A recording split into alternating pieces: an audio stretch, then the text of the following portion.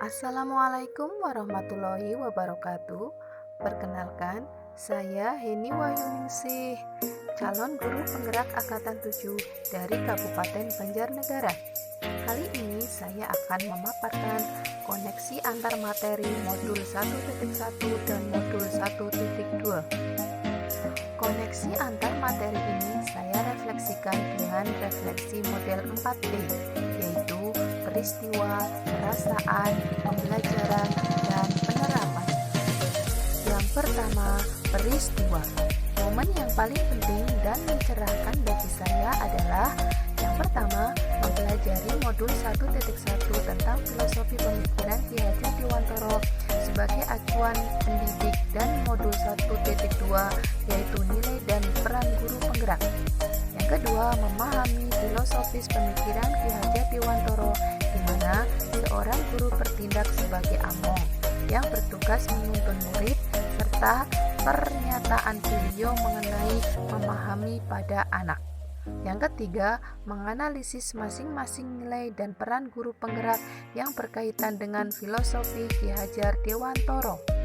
Sedangkan momen yang paling menantang bagi saya yaitu yang pertama, melakukan aksi nyata atau penerapan dari filosofis pemikiran Ki Hajar Dewantoro. Yang kedua, mengerjakan setiap tugas dengan adanya batas waktu, terutama untuk tugas kolaborasi yang hanya diberikan waktu 1 hari untuk berdiskusi bersama rekan sesama CGP. Sedangkan untuk keterkaitan antara modul 1.1 dan 1.2 yang saya pahami adalah pada modul 1.1 tentang filosofi pemikiran Ki Hajar Dewantoro mengenai pendidikan yang menghamba pada anak, di mana pendidikan haruslah berorientasi pada siswa untuk tumbuh kembangnya sesuai dengan minat dan bakat. Berkaitan dengan modul 1.2 yaitu nilai guru penggerak yaitu berpihak pada murid serta peran guru penggerak yaitu menjadi pemimpin pembelajaran. Model refleksi yang kedua adalah perasaan.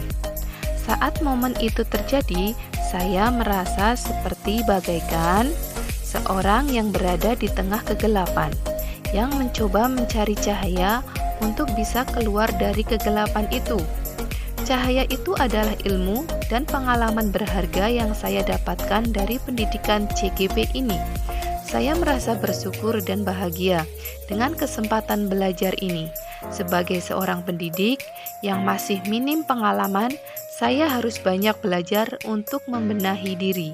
Saya merasa tergugah untuk mengimplementasikan ilmu dari setiap materi, serta termotivasi untuk mempraktekkan dan berbagi. Model yang ketiga adalah pembelajaran.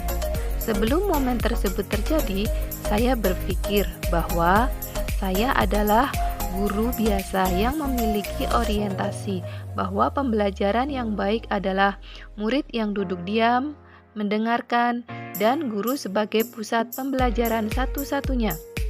Kemudian, saya selalu mengedepankan penilaian ranah kognitif karena adanya materi pembelajaran yang harus selesai sesuai dengan target dan KKM yang harus dicapai. Kemudian, saya tidak pernah merefleksikan apa yang saya kerjakan.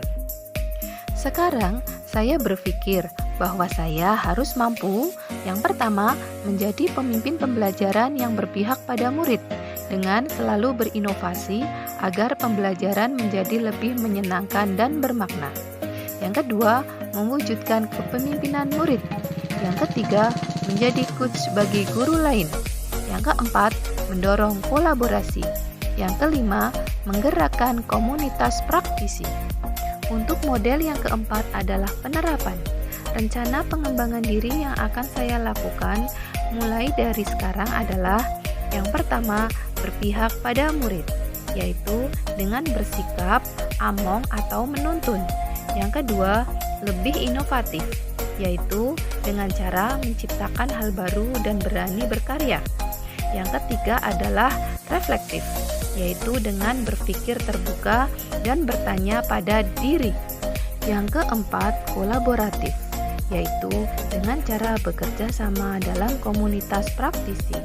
Yang kelima, yaitu mandiri, yaitu berinisiatif untuk bergerak dan memiliki motivasi diri, mengikuti pelatihan-pelatihan untuk meningkatkan kompetensi saya sebagai seorang pendidik. Terima kasih. Assalamualaikum warahmatullahi wabarakatuh.